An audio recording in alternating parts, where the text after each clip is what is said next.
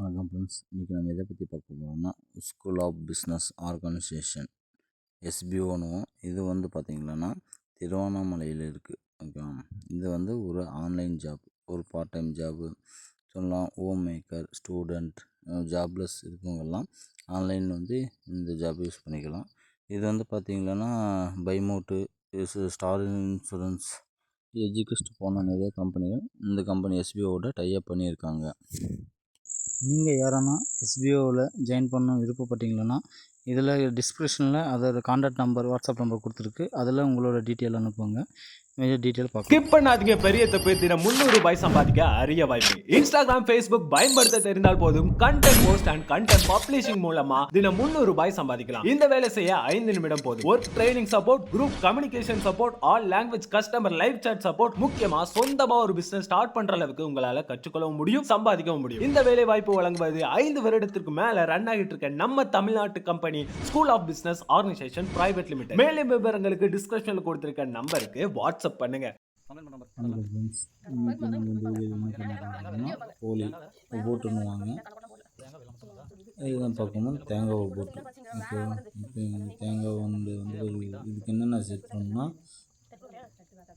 இல்லை முத்தின தேங்காய் பார்த்துட்டு ஒரு 5-6 தேங்காய் நம்ம எடுத்துக்கிறோம். அந்த தேங்காயை நல்லா துருவிக்கிறோம்.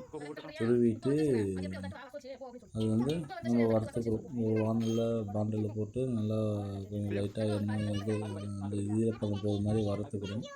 வறுத்துட்டு அதுக்கப்புறம் பார்த்திங்கன்னா சர்க்கரை இருக்குது இல்லைங்களா, சர்க்கரை வந்து கொஞ்சம் பால் காசு மாதிரி இருக்கணும், லைட்டாக இது பண்ணி அது கூட தேங்காவை சேர்த்து வறுத்து எடுத்துக்கிறோம். இல்லை நெய் கூட நம்ம யூஸ் பண்ணிக்கலாம். வாசனைக்கு ஏலக்காய், முந்து, ஏலக்காய், சோம்பு, சுக்கு இதெல்லாம் நம்ம யூஸ் பண்ணிக்கணும்னா வாசமும் நல்லாயிருக்கும். அது நல்லா இது பண்ணிவிட்டு நம்ம வந்து கையில் உருண்டை பிடிச்ச மாதிரி பிடிச்சி வச்சுக்கணும். பிடிச்சி வச்சுக்கிட்டு இப்போ இந்த மாவு இது பண்ணுறாங்க பாருங்கள். இந்த மாவு ஃபஸ்ட்டு மாவு மட்டும் தனியாக கட்டி எடுத்துக்கிறோம். அதுக்கு மேலே ஒரு உருண்டை எடுத்து அந்த உருண்டையே அந்த மாவு ஃபுல்லாக க்ளோஸ் ஆகிறதுக்கு ஒரு ஸ்கின் லேயர் க்ளோஸ் ஆகிற மாதிரி வச்சு அதுக்கப்புறம் எடுத்து போட்டு பார்த்திங்கன்னா வந்து தோசை கல் இருக்குங்களா, அந்த தோசை கல் அது மாதிரி போட்டு நம்ம இது மாதிரி திருப்பி எடுத்து இது பண்ணிக்கலாம். அது தட்டும்போது கொஞ்சம் மாவு கம்மியாக இருந்தோம்னா இது மாதிரி தான் உள்ளே வந்து அந்த தேங்காய் புளியங்கள் வந்து ஓப்பன் லைட்டாக மழை வர்றதுனால வீட்டுக்குள்ளேயே செங்கல் வச்சு இங்கே சமைக்க ஆரம்பிச்சிட்டோம்.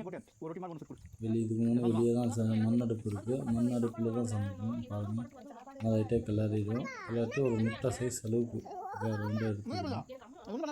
முட்டை சைஸ் அளவுக்கு ஒரு உருண்டை பிடிச்சி அந்த ஒரு உருண்டில் இது பண்ணால் கரெக்டான அளவுக்கு சரியாக வரும்.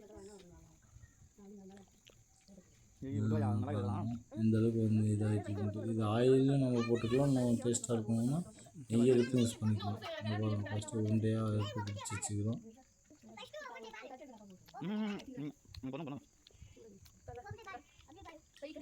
பிடிச்சி வச்சுது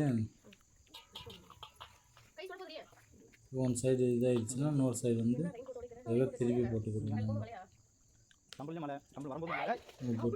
ஒரு 4-5 கூட போடலாம். இங்கே கொஞ்சம் இதாக இருக்கிறதுனால சின்னதாக இருக்கும். ஒரு 3 போட்டுருக்கு.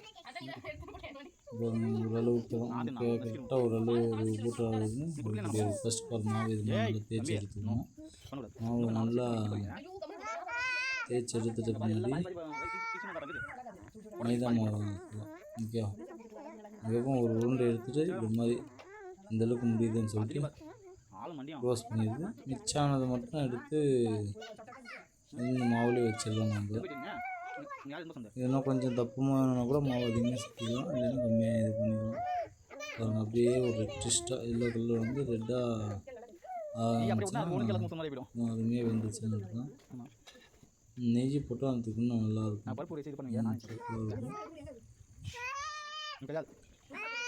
நான் பாதி நார்மலாக எண்ணெய் போட்டு சாப்பிடுவோம், பாதி நெய்யை போட்டு சாப்பிடுவோம். நெய்யை போட்டு சுட்டா திகட்டிடும்.